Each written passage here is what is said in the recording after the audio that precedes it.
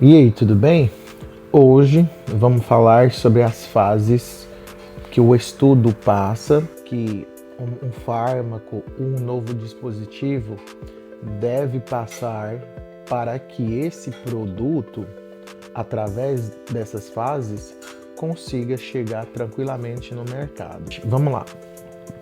Todos os estudos, principalmente quando se trata de pesquisa clínica randomizada, você precisa de 4 fases, que é a fase 1, fase 2, fase 3, fase 4. Antes dessa fase, tem uma pré-fase, que a gente chama de fase pré-clínica. Ela não é considerada como sendo uma fase propriamente dita, mas ela sim é importante. Porque dentro dessa fase pré-clínica é aonde quem cria essa substância, quem cria esse dispositivo, esse fármaco, ele precisa sim demonstrar a qualidade, a segurança desse fármaco, desse dispositivo que ele criou, e então encaminhar um documento que aqui nos Estados Unidos chama IND. Esse documento IND, ele é uma aplicação que a empresa que criou a substância, o dispositivo, deve fazer explicando a qualidade, a segurança e todo o aparato bioquímico, explicando, e a questão estatística também, explicando para a FDA, seguinte, eu criei essa substância, esse fármaco, esse dispositivo, tá ali toda a informação que você precisa. Esse documento se chama IND, Investigational New Drug Application. É a aplicação, que você faz, preenche, coloca todas as informações bonitinha e manda para a FDA, o órgão regulamentador aqui nos Estados Unidos sobre a questão alimentar, de medicamentos, enfim, que é Food and Drug Administration. E você manda esse documento para o FDA e após a aprovação do FDA, você tem a autorização de dar seguimento nas outras fases. Vamos lá. Na primeira fase é aonde geralmente você vai testar a farmacodinâmica, a farmacocinética, que basicamente é como é que esse fármaco ele funciona dentro do meu organismo. Na fase pré-clínica, os testes geralmente eles são realizados em camundongos, em primatas. Agora a gente está testando em seres humanos mesmo. Logo, você vai ter ali pacientes saudáveis que não têm, na grande maioria das vezes, nenhuma doença. A única exceção é pacientes oncológicos, que você pode ter uma fase 1 com pacientes oncológicos, tá? Mas na grande maioria das vezes você vai ter ali pacientes saudáveis. Geralmente eles não são grandes quantidades, tá? Você pode ter uma quantidade ali de 20 pacientes, 40 pacientes, onde você quer testar, além da questão da farmacocinética e da farmacodinâmica, você quer ver o teto máximo de dosagem. A gente está na procura da dose tóxica. Você tem pacientes saudáveis, você precisa ver a farmacocinética, que é o movimento do fármaco dentro do organismo, a farmacodinâmica, tempo de metabolização, aonde que é metabolizado, se é metabolização hepática, metabolização renal, como é que é feita essa metabolização, enfim, essas questões e principalmente a questão do teto de dosagem, procurando a dose tóxica que o ser humano saudável consegue suportar. Lembrando, a segurança sempre é um elemento principal dentro de todas as fases. Isso é uma característica importante que eu devo frisar. Por mais que você tenha ali uma ênfase em cada fase relacionada a um elemento diferente de procura, você deve sim se lembrar que ali está um ser humano, que você está testando uma nova substância que por mais que você já tenha tido dados numa fase pré-clínica, mas o organismo, o mecanismo de ação, tudo pode ser diferente, porque trata-se de seres humanos. E daí, você obteve êxito na fase 1, você passa para a fase 2. E na fase 2 é onde você vai recrutar mais ou menos uma quantidade maior de pacientes. Lembrando que na fase 1, a gente tinha uma média de 20 até 100 pacientes. Aqui na fase 2, você vai ter uma quantidade entre 100 a 300. Geralmente não passa muito disso. Lembra que você na fase 1, você testou o teto, a dose tóxica que o paciente pode suportar? Na fase 1 você já sabe mais ou menos. E ali na fase 2 você estabelece a dose ideal, que é a melhor dose para essa substância, tá? Então, fase 2, melhor dose.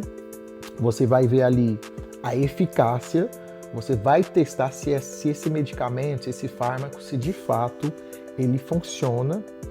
E aí você vai começar a procurar os efeitos adversos dessa substância. Então, fase 2 ali, você já testou sua fase 1. E na fase 2, importante frisar que geralmente são pessoas que têm uma condição que está sendo investigado. O que eu quero dizer com isso? Geralmente na fase 2, lembrando que na fase 1, os pacientes eram pacientes sujeitos saudáveis. Na fase 2, geralmente, a pessoa já tem a condição em questão que está sendo investigado. Então, fase 2, basicamente, melhor dose, dose ideal, que foge da dose tóxica.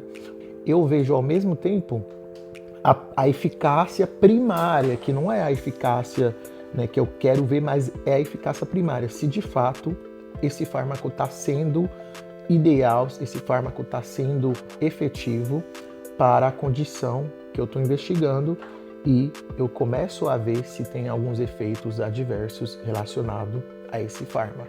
A fase 3, basicamente, é para ter a eficácia confirmatória. A fase 3 é eficácia confirmatória. Eu vou ver ali com os dados que eu já tenho da fase 1, da fase 2, se de fato esse fármaco funciona. Basicamente, fase 3 é a eficácia confirmatória. Eu estou vendo se de fato esse meu medicamento ele é melhor em relação ao placebo ou se ele é melhor em relação ao standard of care, que é basicamente o que já existia, o tratamento que já era preconizado, certo?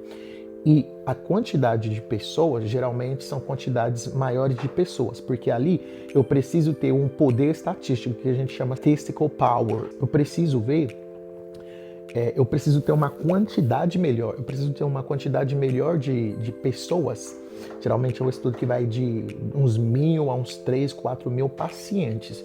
Porque pensa, quando eu estou fazendo um estudo, eu tenho uma amostra populacional que tem que ser que tem que me dar uma inferição estatística do que acontece na população em geral. Por isso eu preciso aumentar meu poder estatístico, que é o que a gente chama de power no mundo da estatística. Então, quanto mais paciente eu tiver, eu estou diminuindo a possibilidade de ter vários viés dentro desse meu estudo, certo? Então, fase 3, fase para você ter a eficácia confirmatória e continuar a averiguação dos efeitos adversos desse medicamento. E, obviamente, eu preciso aumentar meu poder estatístico, aumentando minha amostra populacional, certo? Beleza. E a fase 4 é onde eu já passei da fase pivotal, que é geralmente no final da fase 3, aonde o meu medicamento eu já tenho todos os dados que eu preciso e eu mando para a FDA, que lembrando que a FDA é o órgão regulamentador aqui nos Estados Unidos que se encarrega dessa parte de dar autorização ou não desses estudos, desses clinical trials.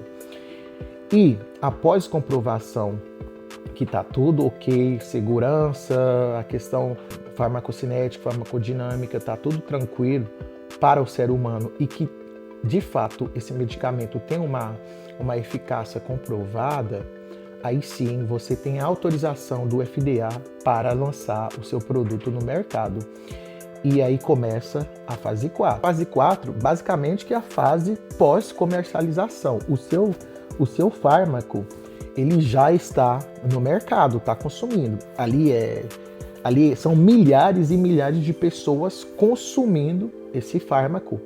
Mas aí você precisa de uma vigilância, o que a gente chama de segurança a longo prazo. E você precisa monitorar a segurança a longo prazo desse fármaco.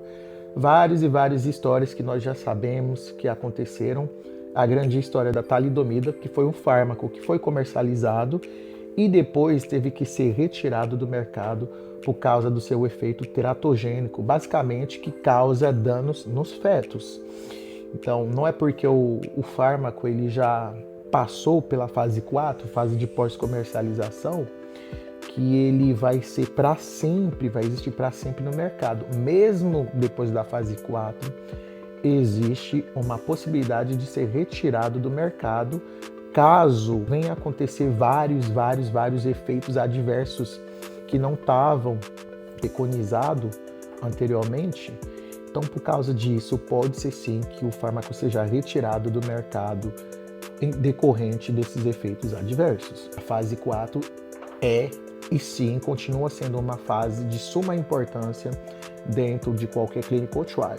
Basicamente, nós fizemos um apanhado geral sobre as fases da pesquisa clínica randomizada, fase 1, fase 2, fase 3, fase 4. E lembrando que existe uma fase pré-clínica, onde você precisa, quem está criando essa substância, seja a indústria farmacêutica, seja quem for, precisa mandar um documento para a FDA ver essa questão e aprovar para você dar seguimento nas 4 fases. Meu nome é Michael, me segue aqui para mais dicas sobre pesquisas clínicas randomizadas